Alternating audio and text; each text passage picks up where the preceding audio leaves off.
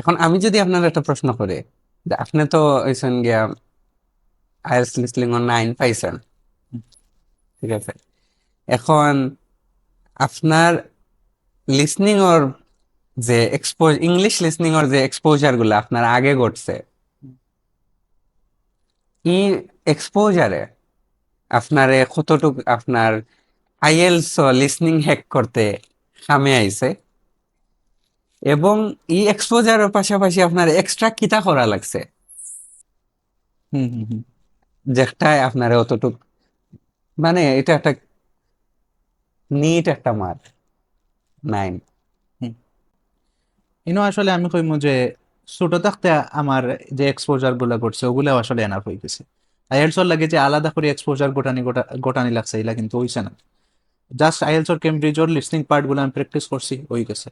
এখন আগে আমার এক্সপোজারটা কি লাখান করছে, আমি স্কলারশিপ পড়ছিলাম প্রাইমারি থেকে, ক্লাস 3 থেকে।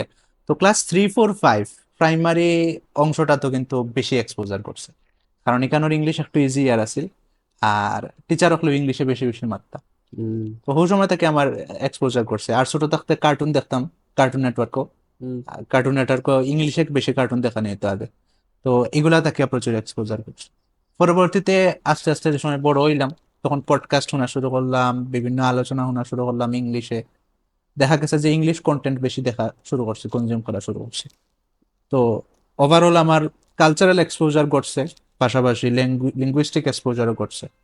সপ্তাহে মিলাইয়া দেখা গেছে যে জিনিসটা এই লেখার নাই, আমি আমার লিসনিং ইমপ্রুভ করার লাগে অনরা, এটা একটা গুরুত্বপূর্ণ পয়েন্ট। আমি কিন্তু আমার পড়াশোনা কন্টিনিউ করার লাগে করলাম।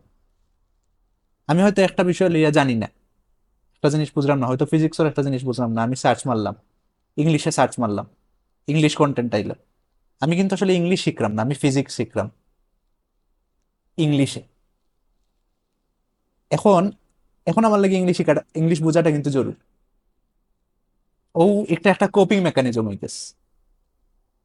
আমি যদি ইংলিশ না বুঝি, তাইলে আমি শুনতাম পারলাম না, শুনিয়া বুঝলাম না, আর শুনিয়া না বুঝলে আমার ফিজিক্স শিখাওয়ার না।